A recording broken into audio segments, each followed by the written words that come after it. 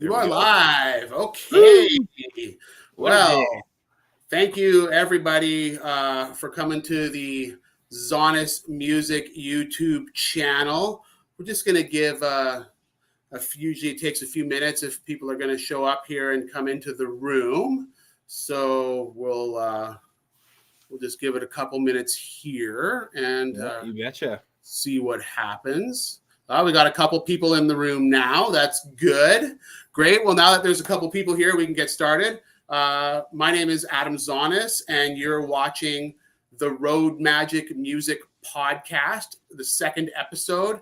And we've got Ryland Moranz, all the way from Lethbridge. All the way from Lethbridge. Yeah. So why don't you start off and just tell us a little bit about who you are and what you do?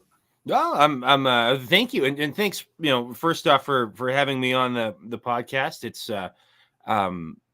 It's always a thrill to get to do anything like this, and especially with a bud, and especially episode 2. I feel like I'm involved before, I can say I was here before any, almost everybody, which is a good feeling. Well, I got Drake on the next episode. Good, cool. Yeah, right. So as long as I beat Yeah. I'm better. I beat Drake to one thing. Yeah, for sure. Well, my name is Ryland. I'm a singer-songwriter and guitar player and banjo player from Lethbridge, Alberta. Fort Macleod originally. It's Fort Macleod, south of Calgary, not Fort McMurray, north of Edmonton. I tell people I'm from Fort Mac a lot. And I always do that, like that small town thing that people do where they're like, "Oh, you're from Fort Mac. Do you know Johnny? John Smith? Phyllis? Carol? Karen? Danny? You can't be from Fort McMurray and not know Danny." I'll be like, no, Fort Macleod. And they go, "Oh, yeah, never mind." Well, I know which one I'd rather be from. Yeah, me too. Yeah, Fort Macleod was, I say that as somebody from there, but we have a great little theater and a cool brewery and deadly Chinese food. Like that town's got more going for it now than it at least felt like when I was growing up there. You never like to grow up at the place you grow up in. No, totally. So speaking of growing up there in Fort Macleod, there is a great music festival there called the South Country Fair, and your parents are one of the founding members and organizers of that festival. Can you talk about how growing up in that environment influenced your decision to be a musician, and what effect that had on you? Oh, absolutely. I mean, well, it was all encompassing. Mom and Dad were on board. Yeah. Right at the beginning, 1986 or 87. And we always kind of joked that it's not even a joke. Jill and I, my little sister Jillian, would complain and kind of gripe that the fair was their first and most important child. And for a long time, for like 25 years, the phone number that you'd call to get in touch with South Country Fair was our kitchen. And so when we would get those phone calls, Jill and I were even very involved at an early age, taking messages and people following up for bookings. And I remember actually pretty distinctly that phone call, or that the phone call conversation that parents have with their kids, where they say like, "Okay, now if somebody phones and we're not home, you need to say, we're in the shower," or they can't come. Don't say that you're alone. Like that's a no, that's a safety thing.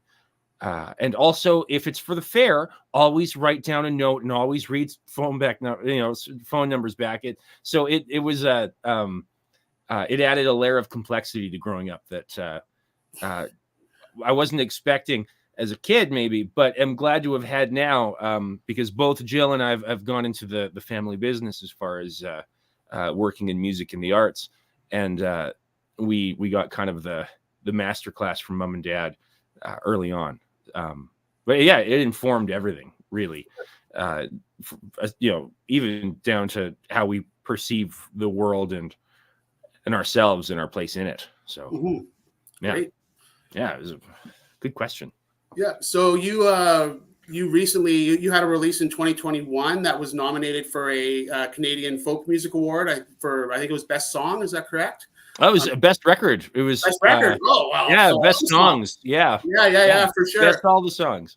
Yeah, Yeah, for sure. contemporary album. Yeah, and that record I saw has got tens of thousands of listens on Spotify and has really I was listening to it with my wife earlier today. It was just really really nice. It felt really, we were talking about how good that all the music feels like. It's just very like solid folk, it's got that John Prine sort of vibe. So what was it like to receive that kind of recognition and to have this experience of your song kind of, you're being popular? It was surreal. It's still surreal. And I was in Vancouver when the news broke, and I'm not sure, this is the only thing I've ever been nominated for. And so I always kind of imagined you'd find out a little in advance or something, where they'd kind of send you a thing to be like, hey, just make sure you're watching our thing, early on. And I was in Vancouver working with Leroy Stagger actually on somebody's record at Afterlife Studios. And all of a sudden I kept getting these text messages and kind of in the middle of a session. And it's a bit of a faux pas to have your phone on, but I did for some reason. And then got that news and had a hard time concentrating on what I was supposed to do. I felt like a real big shot that morning. Yeah, for sure. But yeah, it's surreal, man. Anytime anybody listens to anything I've done, yourself included, thank you for listening and for saying those nice things. It's just always it's very humbling. It's very humbling. Right, for sure. So you were talking about recording with Leroy Stagger, and you were part of his band when he won that competition in Calgary, and then he went on to have like a national hit, I believe. Yeah. And I remember hearing it on the radio. It's a great song, actually. And maybe you can talk a little bit about what that experience was like. Oh man, it was great. Leroy really stuck his neck out for me early. And as far as I'm concerned, he gave me a career, and just all of a sudden, all of his friends were my friends, and all of his experiences were our experiences, and I'm forever grateful for everything that he did, especially hiring me on in his band, as the rest of them would say, the rest of the band members at the time, like I kind of came in after all of the couch surfing had happened in his band. And so like, I, swooped in, and he hired me as the piano player for the first year I played in the band was for keys, which is funny because it's not really an instrument I play. It was just, I was like the auxiliary guy. I got hired on right before the peak performance thing. And then, the record that came out, Love Verses, that has I Want It All on it, which is that hit. We were all kind of unprepared for how big that song got. And in fact, I remember going to a rehearsal at Leroy's, and he was reading YouTube comments, and one of them was like, oh man, I can't believe hipster stomp clap folk is cool.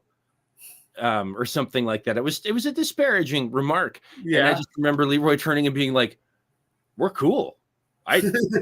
This is all I hear from that is this guy thinks that we're cool. And it was true. And it was fun to tour that. It got play in the States too. Like we were showing up, we played a festival in Boston in 2017.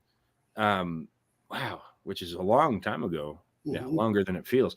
And there were people singing along to it. Oh, that's so cool. There wasn't a million people, but there were a few people out there who were singing it back. It was a cool feeling.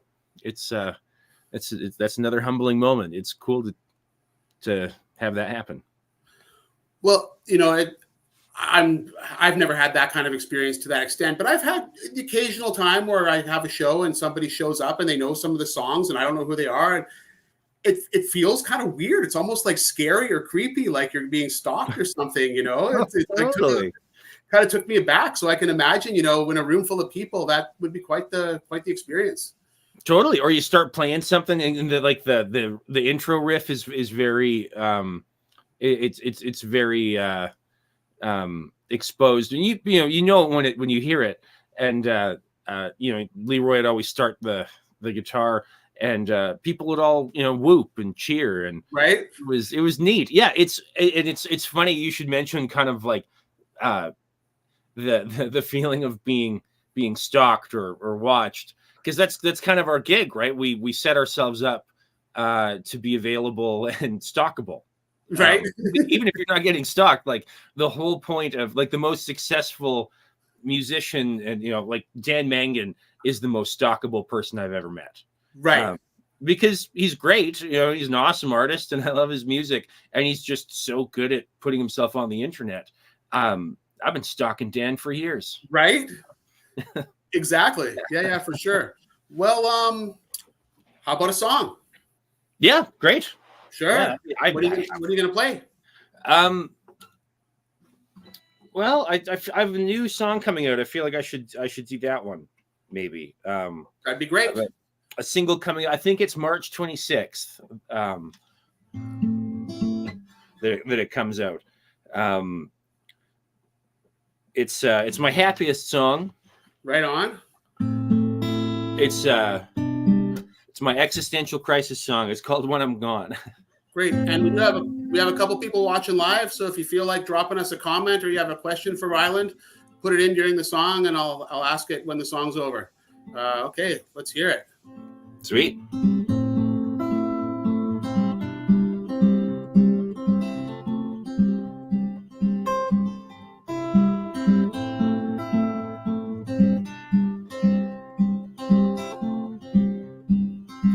Well, I'm cursed, I'm graced to hear those fading sounds. Always sitting on the bank instead of wading in to drown. And always singing the songs like the world turned upside down. But this world is upside down. Yes, the world is upside down, and I am out here with the ones who think you give and you never get it back. And when I'm gone,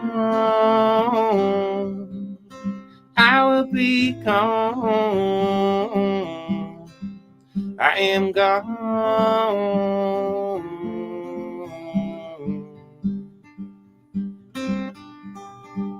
Well, this universe is cold, but it feels hot to the touch. And are the hopeful, good-hearted, do they ask for too much?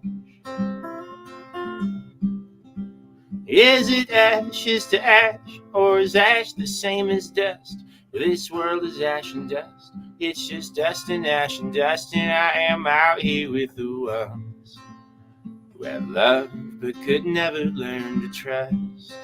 And when I'm gone,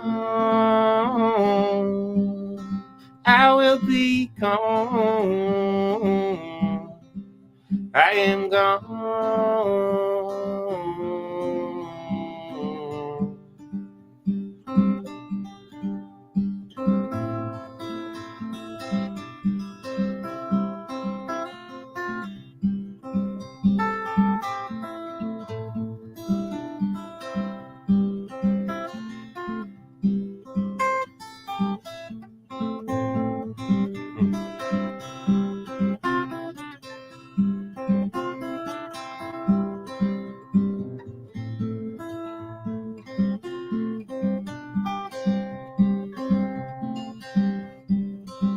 Well, there's want in the world, in the sip and the suck.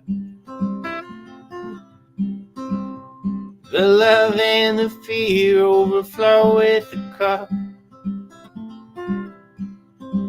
But if everything's nothing, then can't nothing be enough? Well, this nothing is enough, and this everything's enough, and I am out here with the ones who have seen the face of God and called the bluff. And when I'm gone, I'll be gone. I am gone.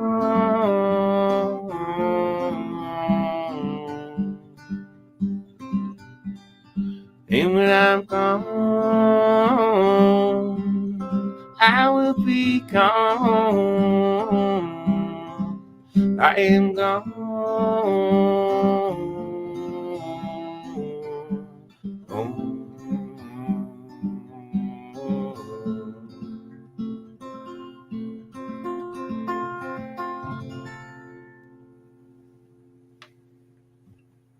Yay!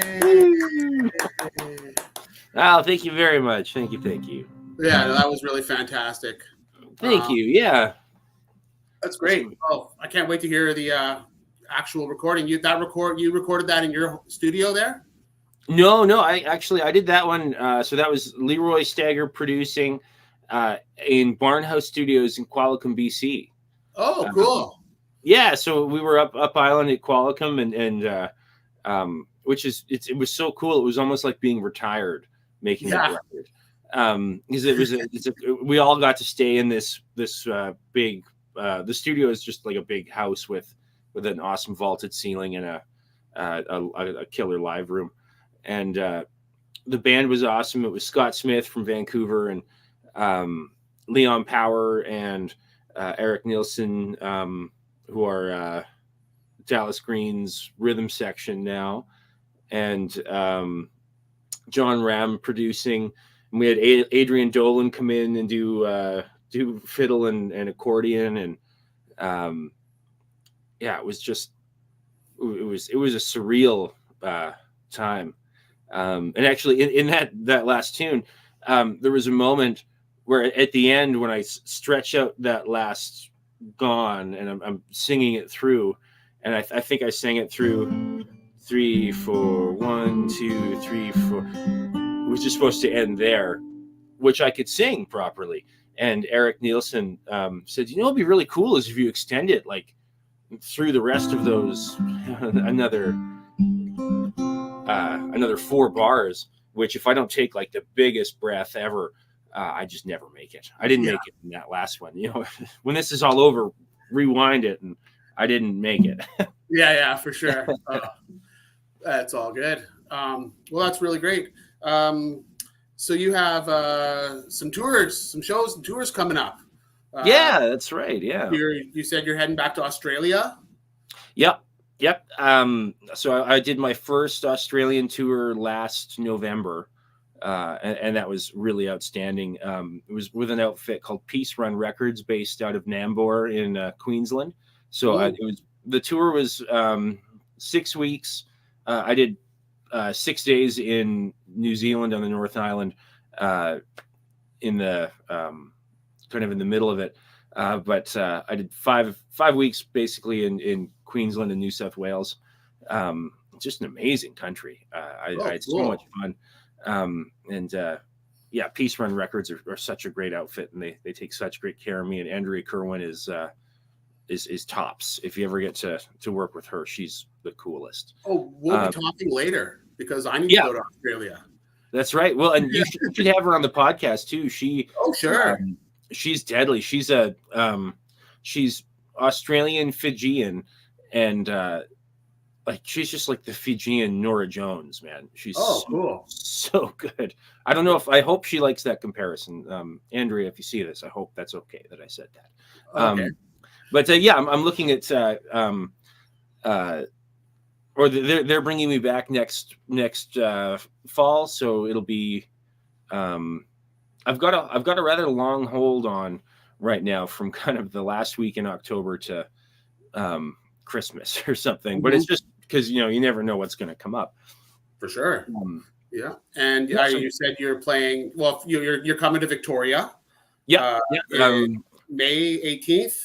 24th on that one. Oh, sorry, May 24th. Sorry. Yeah. My sister Jillian and I are going to do. She's an East Van, so I'm going to pick her up, and we're going to do some shows on the island. We have May 24th at Tom's Magic Garden in Langford there, and a couple other nice ones. To see you both. Oh, Tom, hey buddy. Yeah, he says nice to see you. What a sweetheart, Tom. I am going to text you back. I promise. It's coming. And we'll have a couple more shows on the island. I'm in Calgary at the Bow Valley Music Club on this coming Saturday, March 2nd. Red Deer on the 9th. High River Folk Club, the Foothills Folk Club, April 20th. It's rylandmoranz.com and it'll have all of the info. I'm a hot mess when it comes to dates and times. I'm not good at that. And you said you're playing Trout Forest Music Festival. Yes. In Western Ontario, Northern Ontario, Western Ontario. I think they call it Northern Ontario. It's far. It's far. It's going to be a hell of a drive. But yeah, I'll be out at that one in August, and I'll be playing with Leroy at Mariposa in Ontario as well, sometime in, I guess that's in June or July, maybe. Mm-hmm. Cool. Yeah, I've got a cool tour with Sierra Noble coming up. Kind of mid-July, just kind of connecting a couple of festivals up. So you really get around. You spread your talents around. Well, I'm really lucky that all of my talented friends take a chance on me. Okay. So that's it's nice when it's mutually beneficial. I've made some pretty phenomenal public mistakes too. So it's not in choice of friends, but just on their behalf, when they hand me an instrument and it all goes right or wrong depending. I played with Devin Cuddy last night, and opening up, and then we played Hungry Heart from The Boss together, and there's that crazy modulation where like just the solo section after the second chorus modulates up a minor third, and I just remembered that. But then missed I was so actually happy and impressed, and I was like, wow, yeah, I modulated up and I did it right, and here we are. And then instead of going to the five chord, sorry, it's going to music nerd for a second, to the 5 chord of the key that we'd modulated to, it goes to the 5 chord of the home key, returning back down for the verse. And so I had this really self-satisfied moment of yeah, I pulled that off. And then the last note exiting was and then it just blew it. So it's funny when it's a fickle mistress. It's fickle. Well, I've done that myself, where you've been practicing a part that's kind of difficult, and you're like, ooh, I don't know, and then you play your live, and then you nail the part. You're like, oh, I nailed it, and then fuck up the next note that's really easy that you've always nail, right? Because you're like, ooh, I nailed that, and then you're 100%. I blame Pete for this one. So when Leroy did Love Verses, or maybe we were doing the one after. I think we were doing Strange Path, actually. Pete Thomas from Elvis Costello and the Attractions played drums on both those records. And there's a cool one-night festival in Lethbridge, which that I can't remember the name of. I think it's defunct now. Yardwood, maybe. And we were playing out there, and Pete was just happened to be in the studio, so he was the drummer for that gig. And we kind of sprung on him just before, hey, we should play What's So Funny About Peace, Love, and Understanding. That would be so cool. And he was, in on it. And he said, cool. And on let's do it. And on that last verse, where are the strong and who are the trusted? We do these shots. Where are the strong and who are the trusted? Bam, bam, bam, bam, bam. And so when we were coming up to that, I was, playing my guitar and enjoying my nice time, and turned around, and Pete gave me one of these, going into it, and kind of gave me the signal, and we hit those shots, the whole band. But I was looking at him, and he was looking at me, and I didn't play a right chord for the rest of that song. There was 40 minutes of song left, and I just couldn't find the right spot. I was gone. That leveled me. That was maybe the high point of my whole life. Maybe even until now. Well, I'm very flattered. Very flattered.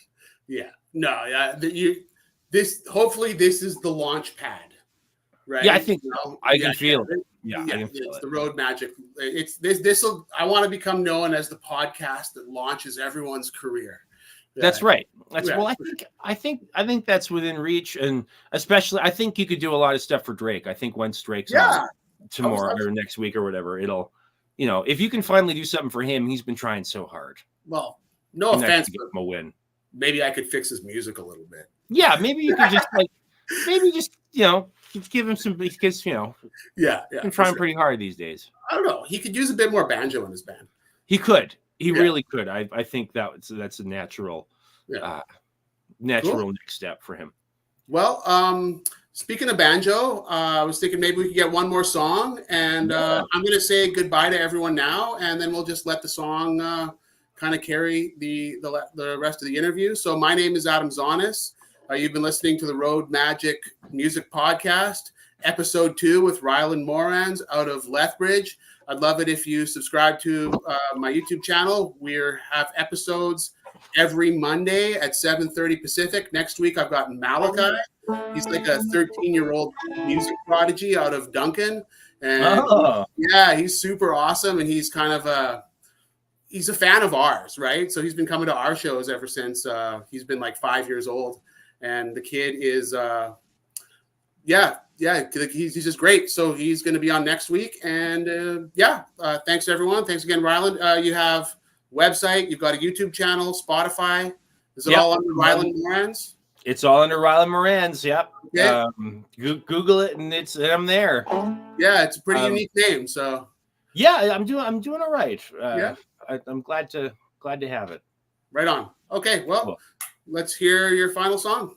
Oh, thank you. I'm gonna play an old trad one that I learned off Willie Watson a few years back. And actually, just before I start, Adam, thank you for this. This has been really fun. Thanks for having me, and I really appreciate you. Yeah, cool. My pleasure.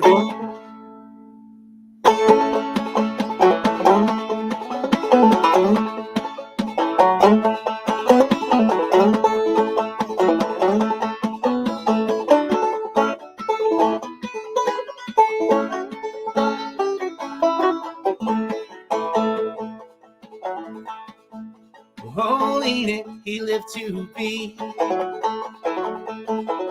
365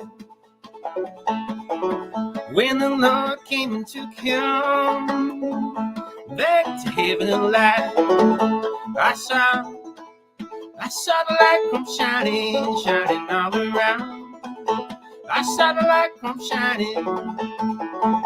I saw the light come down.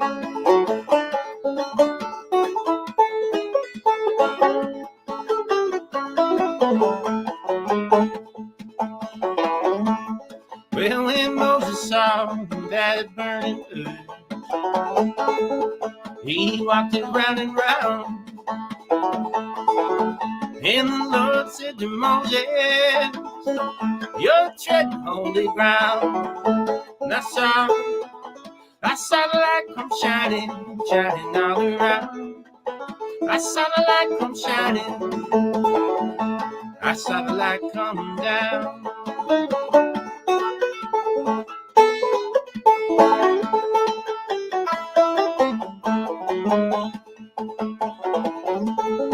Well, Adam and Eve in the garden,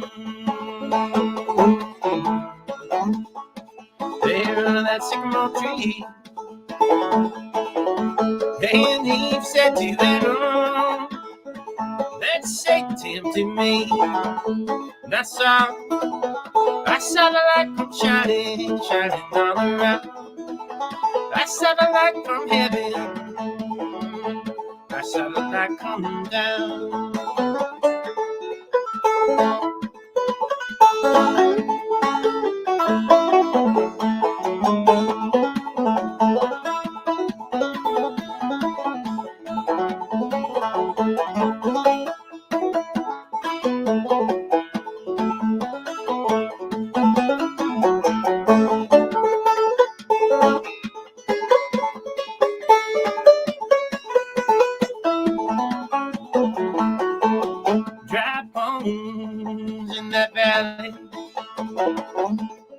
God up and took a little while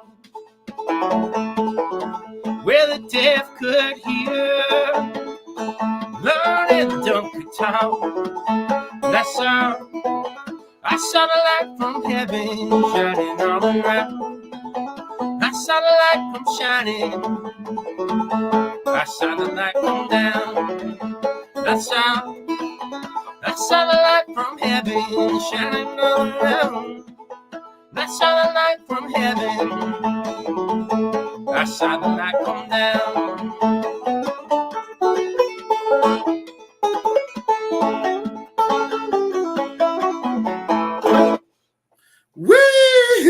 Woo-hoo! Thanks That was very much. awesome. Thanks so much, Ryland. Thank you, buddy. It was a real pleasure. Cheers, everyone.